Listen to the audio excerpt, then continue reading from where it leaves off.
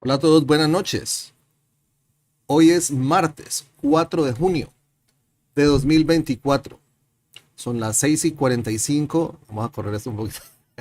Son las 6:45 de la tarde. Falta un cuarto para las 7 en Colombia. Yo soy Mike y quiero darles la bienvenida a una charla más que vamos a tener. Hoy no vamos a hacer clase.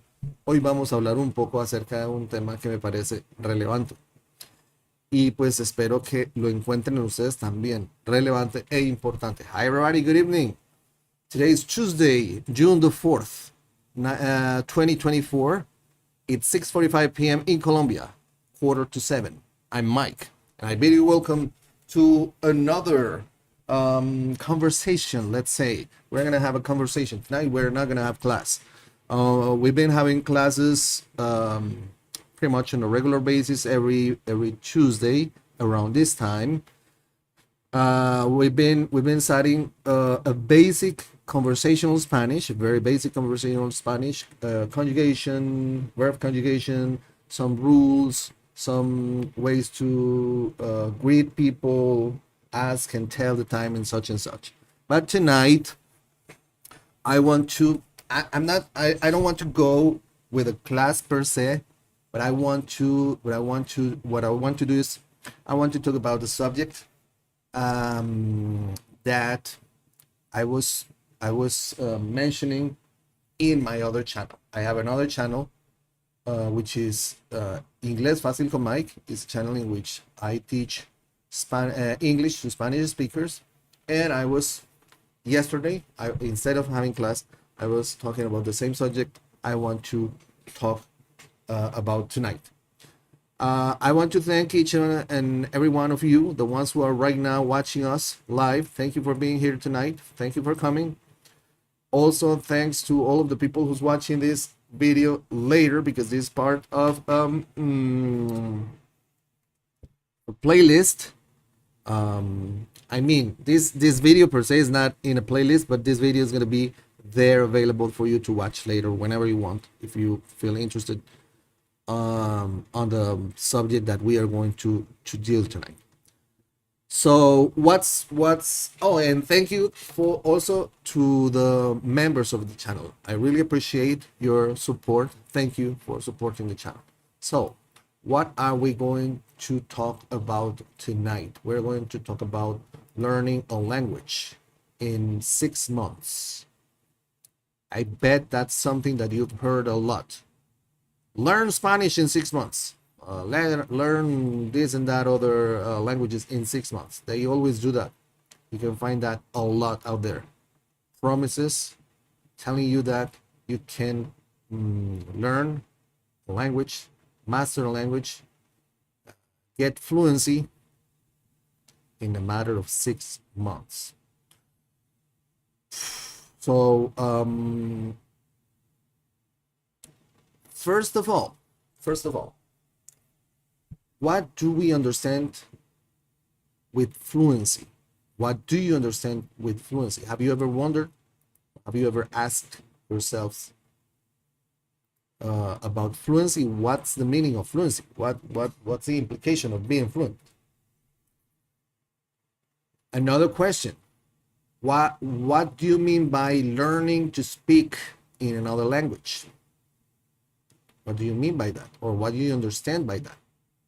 Another question. What are you looking for, honestly, with learning a new language, another language?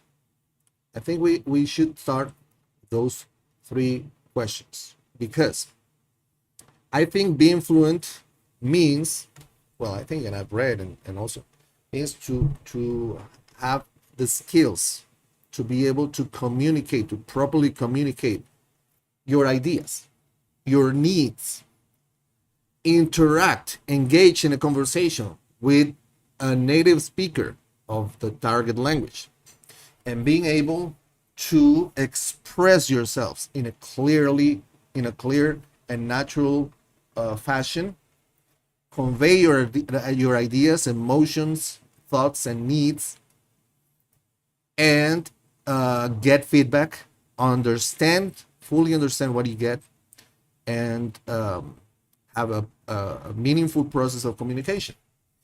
A meaningful process of communication.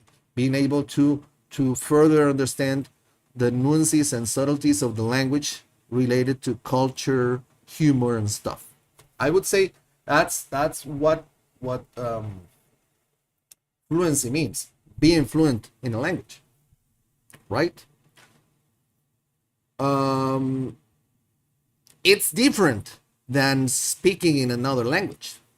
Not necessarily somebody who speaks who claims to speak a language is fluent in the language. Hey, thank you, the ones who are getting there. So let's say me, I think I'm kind of fluent in English. English is my second language. I'm a Spanish speaker, native Spanish speaker. And I started learning when I was 13 years old. I've been learning, studying, practicing, improving, and so far I think I consider myself fluent in English because I can keep a conversation, can express my ideas clearly. This being one example of that. Maybe my pronunciation is not perfect. Of course, I do have an accent, but it's not. It doesn't mean too much when it comes to a fluent conversation, right? Okay, but check this out. Watashi wa migeru desu. はじめまして。よろしくお願いします。日本語が少し話します。Perfect. So if somebody hears that, it's that person can say, wow, this guy speaks Japanese. And yeah, I'm speaking in Japanese. I say, hi, I'm Mike. I'm Miguel. Nice to meet you. Looking forward to have a meaningful relationship with you. And I speak a little Japanese. And it sounds very good. If I say that to a Japanese person, I go and I meet with a Japanese person and I say, 私はミゲルです。あなたはの名前。あなたの名前は。I'm asking for her name. And I can say, はじめまして。よろしくお願いします。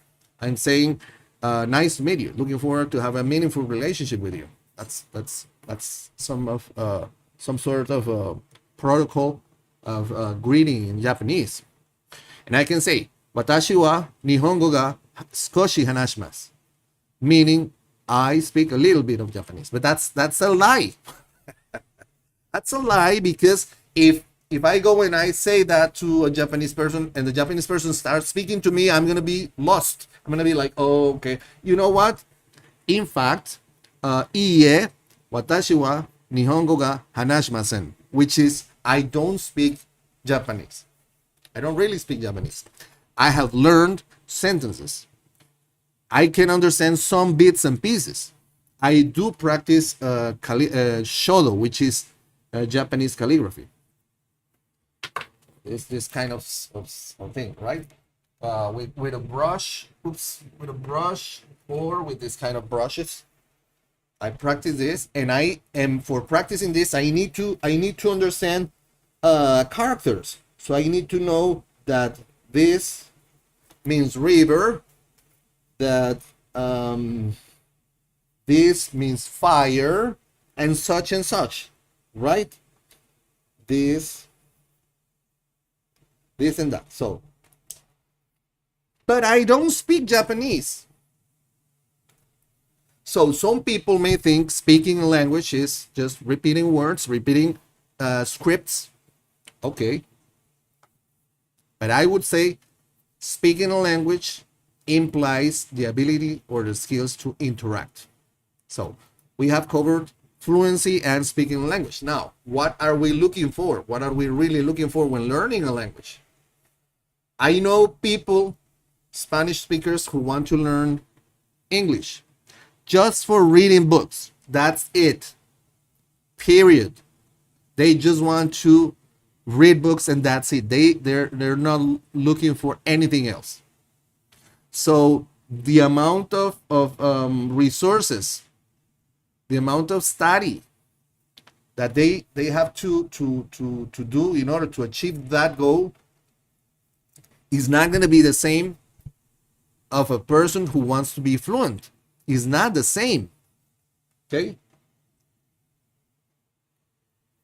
Or you just need to have a basic set of skills in order to work. Let's say I'm gonna work as a clerk or as a busboy at a hotel. I don't know why, whatever, or in landscape. I don't know. Let's say certain type of job. I'm gonna apply for that job, and I need some basic skills to be able to interact. The basic things that I need. I don't want to go any further. That implies a different set of skills. Or perhaps you do want to move there or travel there from time to time. I mean, when I mean there, when I say there, I mean a place in which most of the people speak English. Be Great Britain, United States of America, Canada, some parts of Canada, Australia, such and such. So depending on what you want, things are different. Right? Now that we have this set up, we already understand that. The other day I was browsing YouTube, and I was watching some videos, and then I got what's the word for this? Suggested video? Yeah, I think so. A suggested video, a recommendation, a recommended video, a TED Talk. And funny thing, the name was how to speak any language in 6 months. Pretty much. That was the title. It was in English. So I'm always reluctant to check and see and go further when it comes to those kind of videos, because I know what's the deal with that. But I thought, well, let's give it a try. Let's see what happens. If it's dead, should be something interesting. So I go watch the video. Let's see what's happening. So this guy starts using logical fallacies. So he starts saying, talking about how the truths change with time. So let's say years ago we said that we were not able to fly, that flying was impossible for human beings. Now we fly. Okay. Years ago they said heavy objects cannot float on water. They do. And such and such. He mentioned some. Hey, thanks to all of the people who's coming here. Remember to like the video. That helps a lot to reach more people and stuff. And by the way, we're talking about learning a language in 6 months. If such a thing is true. Okay. And then he said, now, if that happens with those things, there's a lot of people who claim that learning a language in 6 months is impossible. So it is possible. So I think that's a logical fallacy, because he's saying if this happened and that happened, then this happened, and that's not necessarily true. So that was the first thing, and I said, oh, okay, this guy is like blah blah and blah. So then he shows a series of principles and actions in order to follow, so you can get to learn the language in 6 months. He says these are the steps. Like if you watch my video of the seven ideas in order to think in Spanish. I'm not telling you if you use those seven keys you're going to be able to think in Spanish right now. It might work, but it might take a little time depending on how do you do that, right? So this guy exposes a series of principles and actions. He says, oh, 6 months and that's it. And he said the proof that this works is that I did it. I'm fluent in Chinese. So I started checking reviews and whatever, and yeah, the guy is fluent in Chinese. But I don't know what was his process, and not necessarily his process is gonna the process he followed is gonna be useful to me, right? So let's start from the basis that not everybody learns at the same speed, at the same pace. Not everybody has the same learning skills. Not everybody. It's not the same for everybody. I consider myself a very smart person. I have a high IQ, and I'm smart. I learn things very quick. But when I compare to how fast some other people learn, people that I know, it's different. They need they need more time. They need a different methodology of teaching, different things. So not everybody learns at the same pace, at the same speed. That's one other thing that you need to take in consideration when you get all of these messages of people on the internet and everything that say, hey, I learned like this, it's gonna work for you, subscribe, pay this, buy this method, pay for the classes, pay for the videos, I don't know how you're gonna get a PDF, whatever, and you're gonna be fluent in 6 months. Well, I don't know. Not everybody learns the same speed, at the same pace. I remember when I started this channel, when I started my English channel, I was focusing on making short videos. So my explanations were really quick. So I went like, hey, I'm Mike, and today I'm going to explain the verb to be. So the verb to be is like this, blah, blah, blah, blah, blah, blah, and in 5-6 minutes, I was done.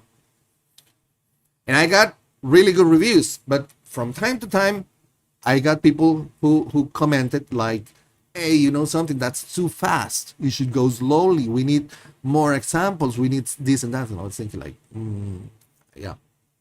Maybe I was aiming to certain target group, and I'm forgetting about these other people. And I started working on different videos. One other thing, I have some students. I've had some students. I've had some students of English, and I remember I had a situation with one in which this guy seemed not to be doing very well. And I thought it was a lack of effort on his side, because I thought I'm trying to explain as the best that I can, and he's not getting it. What's the issue? And after checking here and there, I found out that he has this dyslexia. But anyhow, I'm sorry. I don't know how to say the word in English. The word in Spanish is dyslexia, and I bet you know what I mean. And that was the reason why he had issues with learning. So we had to restructure things and started working better for him. Then we stopped having classes and such and such. But then again, not everybody learns the same way, the same speed, the same pace, right? There's another thing. They sell you the idea of learning like we did when we were kids, when we were babies. That's a huge fallacy. And why is that? Check this out. Studies, and please confirm that, right? Not just because I'm saying that it's going to be, oh yeah. Please confirm that. Check this out. Check for this information. Look for a resource, sources, other sources, and everything. But studies confirm that an average kid by the age of 4 has been exposed to their native language around 12,000 hours. 12,000 hours. Let's do a little math here. Let's say you're a 4-year-old kid, right? Meaning that you had at least 3 years, at least. Let's go with 3, not 4. Let's go with 3. 3 years exposed to the language on a daily basis, on a constant basis. I would say 4, because ever since we're born, everybody's, hey baby, hey I goo goo, blah blah blah, and we're listening, watching and listening everything around us. Thank you to all the people who's coming here. Please check the whenever you want, whenever you can, go and watch the video, the first part of this video, just to not lose the rhythm here. Thank you for being here, by the way. Gracias por estar aquí. We're talking about learning a language in 6 months. And right now we're discussing the fact that a lot of people, methods and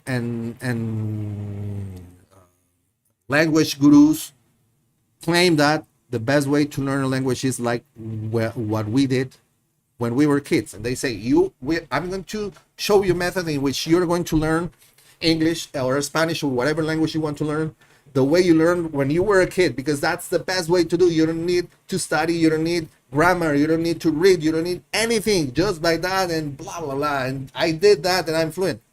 Okay, let's see what's the deal here. So any average kid by the age of 4 has gone through at least 12,000 hours of exposure to the language. 12,000 hours, 4 years.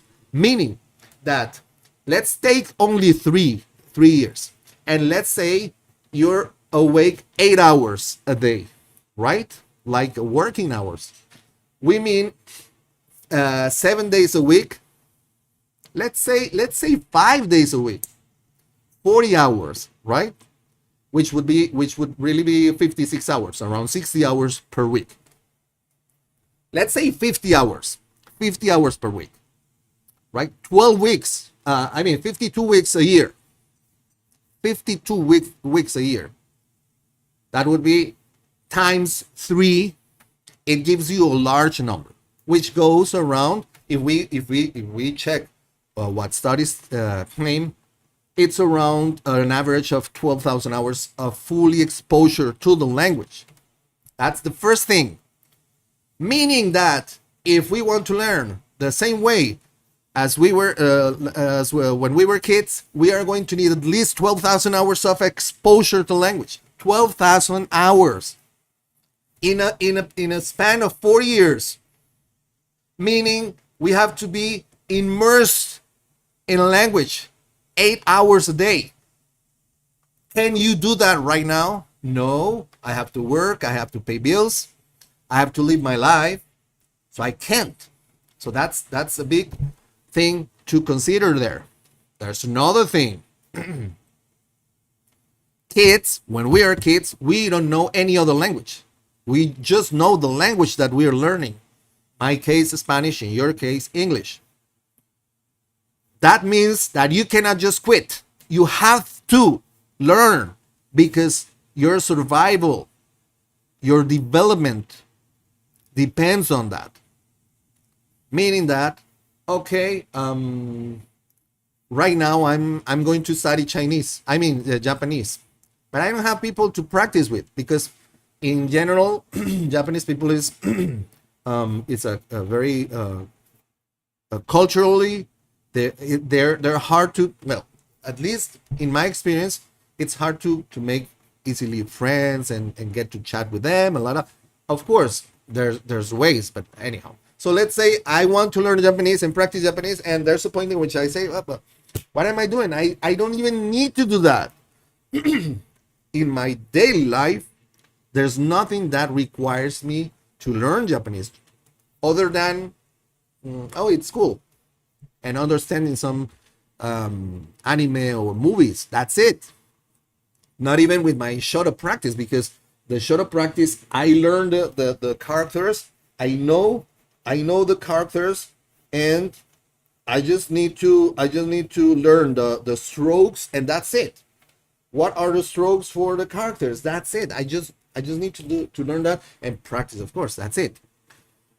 So kids, when they're kids, they just can't quit. They say, okay, no, I'm not going to learn this because I don't need it. No, they can't. So there's a huge, powerful factor of motivation behind the learning process, which is not the same for us.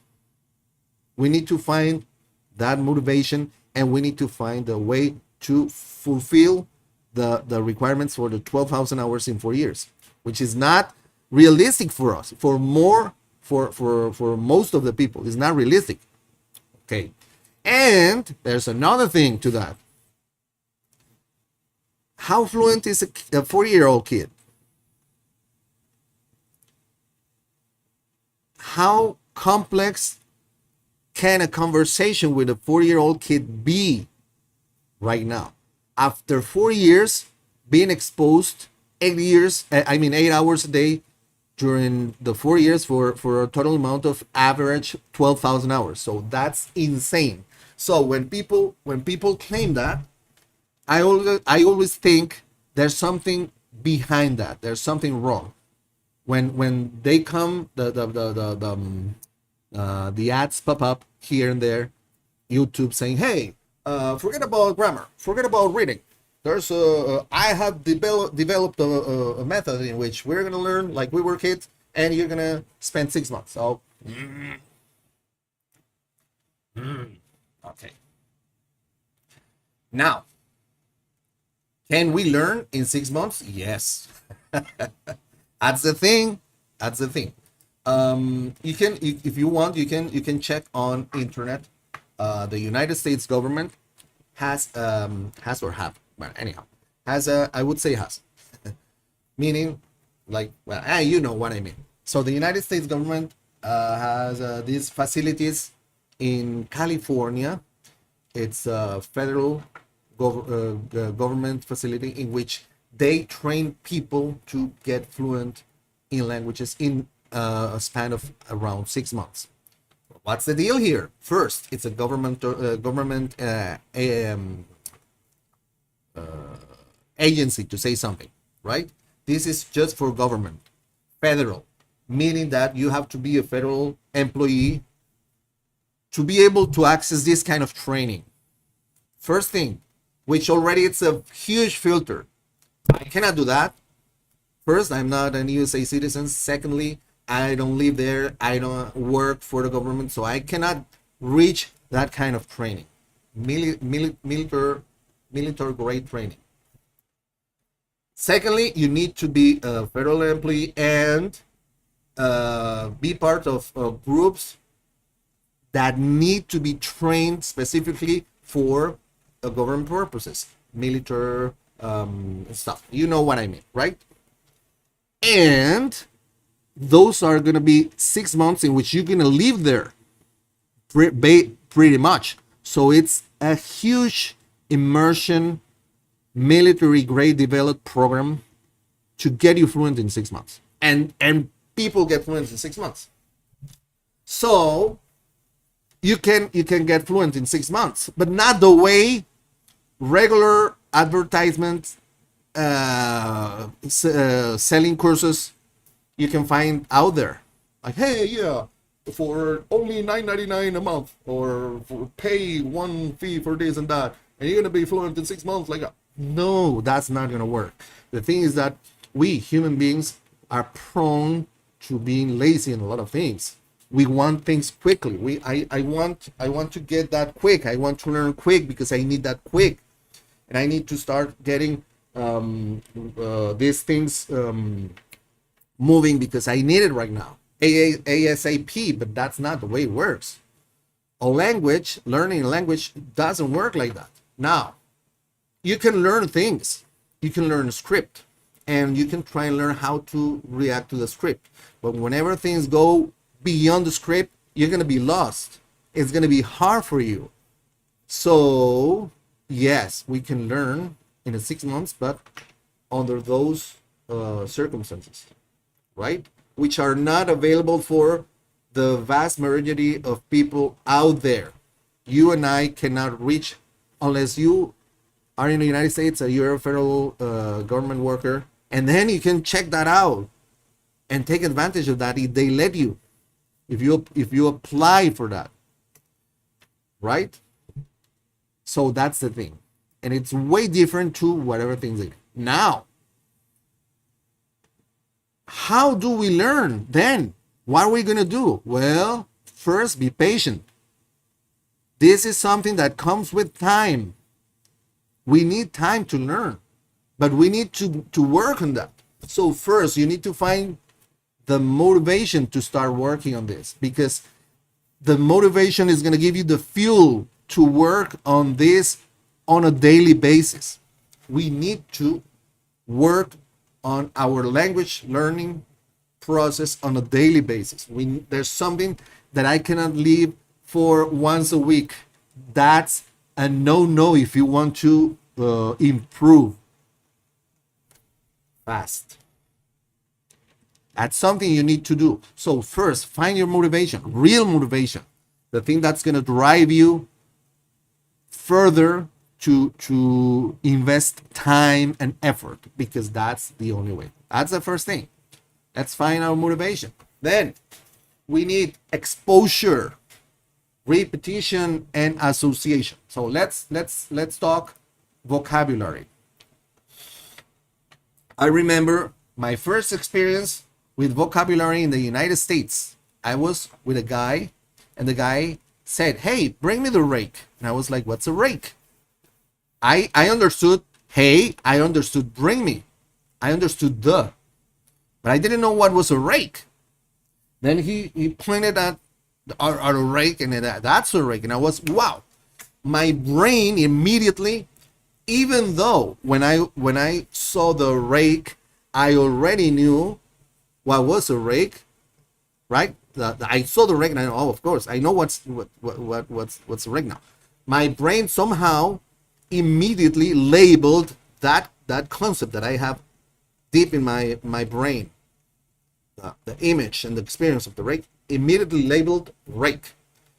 And that was so powerful that even now, years later, when I see a rake, the word that comes to my head is rake instead of rastrillo, because the word for rastrillo in Spanish is for rake in Spanish is rastrillo. I see a rastrillo and my brain reads rake, because there was a powerful experience, a powerful learning experience. And it was simple, just a little word. So there was exposure, and then repetition came, because on a steady basis, I was using the word rake. And I associated that experience with the word, with the meaning, and with the things that were happening there, which is how we acquire a language. We either learn a language or we acquire a language. When we learn a language, we go through grammar, to processes, subject, verb, object, pronouns, verbs, adjectives, these work like that. And you understand the language and you learn the language, but you don't acquire the language. You know that you acquire a language when you get information, when you get input in that language, and your brain understands a message, gets a message immediately, decodes the message. That's acquisition, which is sometimes it's tough when you're learning, but when you acquire, you get it immediately. Right now, if you hear hola, you already know at least that bit. Hola, you know it's hi. You don't need to go hola is hi, or it goes like that because of that, because those things have gone through exposure, repetition, and association. So we first need motivation in order to be able to know that that's going to give us the fuel, drive us to further improve our situation with the language. And then we need exposure, association, or repetition, meaning that if it comes to vocabulary, how come okay, yeah, I see this. Okay, this is a brush, right? This is a brush. A word in Spanish for brush, for this kind of brush, because in Spanish, brush can be either this or some other stuff. But let's say this one, especially this one, the name in Spanish for this is not brocha, it's pincel. Pincel. But now that I told you brocha and pincel, you might, because of that experience, you might have these two words from now on, brocha and pincel. But remember, this one for calligraphy or for painting like this or whatever is pincel. If it's long with a shaft and some hair here, this is pincel, un pincel. It's not a brocha. Brush is pincel. So I start exposing myself to the experience of repeating the fact that I know that this is a brush, un pincel, and start using and getting used to this word, and start using throughout the day in sentences, and finding the experience, the opportunity to use it and repeat it and being exposed to that. So this is very important. Being exposed to the language, and being overexposed is going to get you to start thinking in that language. Because right now, remember, thinking in another language doesn't mean that you think everything, but bits and pieces. Eventually, you'll start to think everything in another language. But in the beginning, there's just bits and pieces. So let's say hola, you know hola, you know hola, or mama, you know that, or buenos dias, you know that. You don't have to go through translation for that. Those are bits and pieces that you already think in Spanish. Same thing happens to people in English here when learning English. There's a lot of things that we say that we know in English and we don't need to translate because we know that's the meaning of. But we need to go through that, right? Exposure, repetition, and association, and eventually overexposure. The input and the output. The input is how we get the information. The output is how we give the information, right? Communication wise, input can be either visual or sound, images or sound, meaning what I read or what I hear. When we're kids, we don't read, we just hear things, right? But we're not kids, we already know that. So reading is a very powerful input way for improving our language skills, because as we read, we are exposure and repetition and association, we are exposed to the well-written language. Well, depending on what we read, but mostly, right? We read, we are exposed to well-written language, to the proper way of writing, to rhythm, to style. We are exposed to that. So the more we read, the more our brain starts to make associations in how structures should be when communicating, when we go to when we're going to talk, right? So that input is very important, as well as the audio input is very important, because that's going to get our brain trained and used to the sounds of the language, the target language, in this case Spanish. So the input, from that point of view, the input is very, very important, and the output can also be written, visual, or spoken, depending on your skills, but you need to work on both. And this is going to get us to a full exposure, to a method in which we're going to be exposed to both learning and acquisition. But we need to start working now. We need to find the motivation, and we need to do this on a daily basis, to work on a daily basis, the whole day,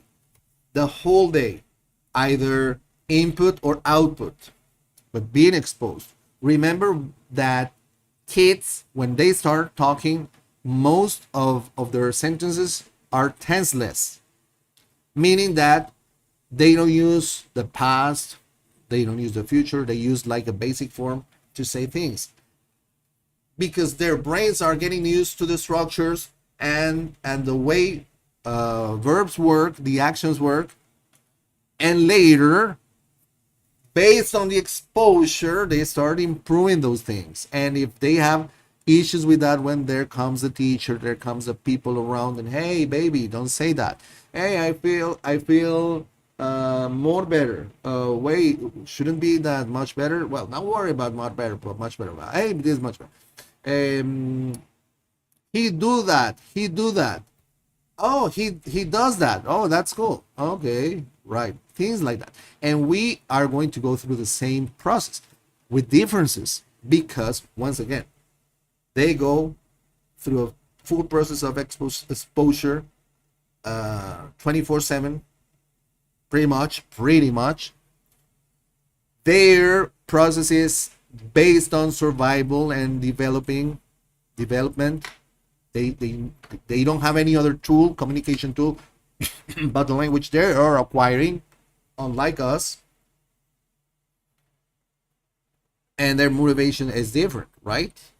And their brains are our brains are wired for it. So this is what I wanted to talk about tonight.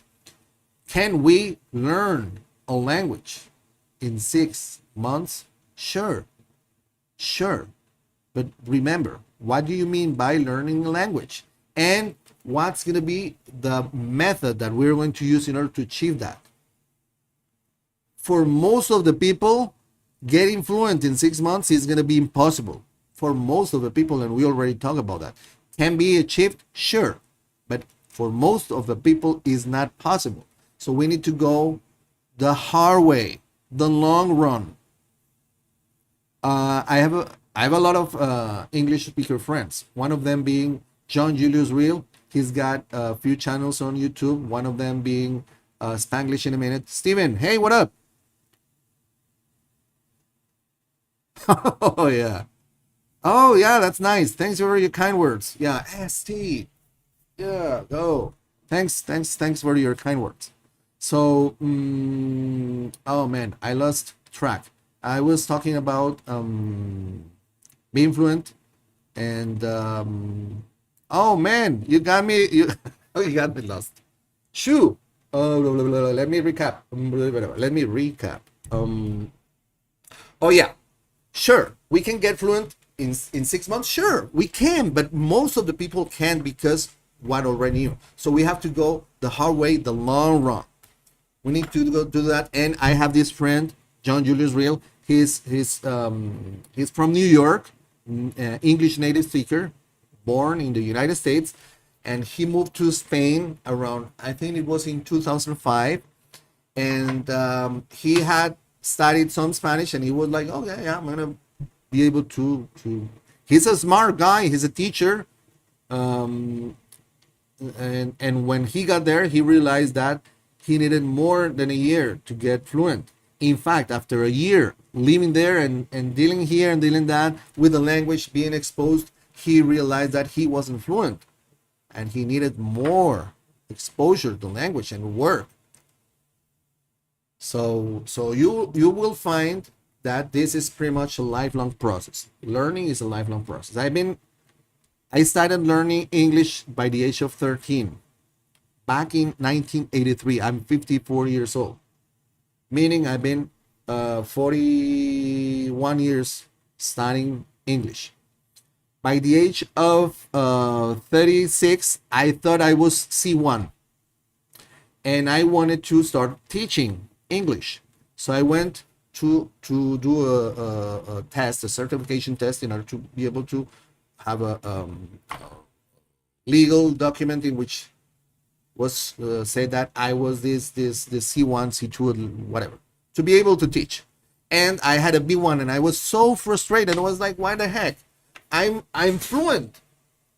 How come I got only a B1?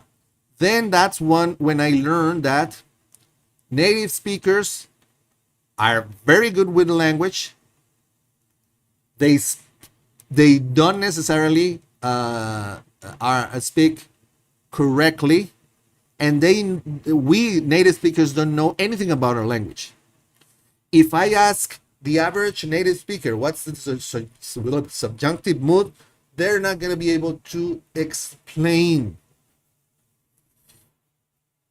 Why would I use played instead of play in sentences like, if I play the guitar and I play the guitar every day? Give me a proper explanation of that. It's hard. It's like, I know when to use this and that, but I'm not necessarily good at explaining how it works. And we don't need that because we're not teachers. And that's something that certification tests look for. They look for how good are you understanding the language, other than, well, also speaking or communicating with the language. And I bet that you right now, as English native speakers, go and take a certification test in English, you're not gonna get C1. You are not gonna get C1. I'm more than sure than that of that, because that's how it works. Then by the age of 36, I realized that, and then I started studying the language so I could teach. I started learning what's this, what's that, why this work like this, that. And then a few years ago, I decided to start with a channel in for it's called Inglés Fácil con Mike, meaning easy English with Mike for Spanish native speakers who want to learn English. It's been great. And then last year, I thought, why not doing the same with Spanish? And that's going to be a very good practice for me because I'm going to have to speak in English a lot, which is what I've been doing for for, for the past 47 minutes. So that was what I wanted to talk about tonight. I didn't want to have like a regular class, but wanted to I don't know if this some sort of a rude awakening, but at least it's fair information. Remember, I'm not selling anything. I'm not selling you anything. My only interest and purpose is to help you achieving your goals with learning Spanish. That's it. I'm not charging you for watching this. Well, sure, I have monetized this channel. Luckily, it's not going as good as I would expect, but it gives something on the side, whatever. But you're not paying anything for this information, so you don't lose anything by listening and checking out if that's true, because I might be telling lies or nonsense. Who knows? So please remember, we can learn another language. We can learn several languages because our brains evolved and are wired to do so. We as human beings, we are meant to communicate, and our brains are meant to help us communicate. It doesn't matter the language, regardless of the language. We can learn different languages, several languages, and it's up to us, depending on how we approach our learning process, what kind of resources we use, and the motivation behind that, of course, because this is something that it has to be on a daily basis, and it's pretty much a lifelong process. But it's fun, and it's fulfilling. It's nice. You get to know another culture, more people. Your brain starts thinking differently. You learn to think differently. So it's from whatever point of view, it's a great experience. So that was what I wanted to share with you tonight. Remember, you can learn Spanish. It's not gonna be easy. It's not gonna be impossible. It's not gonna be in 5 months, but it's not gonna be in 10 years, depending on. It depends on your flying time, right? So, Stephen G, thank you for being here. Thank you for being here. And sure, nobody can keep us down. Keep on studying, keep on working, and looking forward to seeing you in future videos. Remember, yes, we can learn Spanish. We just need to focus on the right path and be mindful of those who want to get your money by selling you false expectations. False expectations. So thank you once again for being here tonight with us. Have a great week and see you next class. Gracias a todos por haber estado esta noche aquí con nosotros. Gracias por haber visto la información. Espero verlos en un próximo video. Recuerden, por favor, remember, please like this video. That helps a lot the channel. That helps with the algorithm, with YouTube algorithm. Like, share, and subscribe if you haven't. And see you next class. Bye-bye.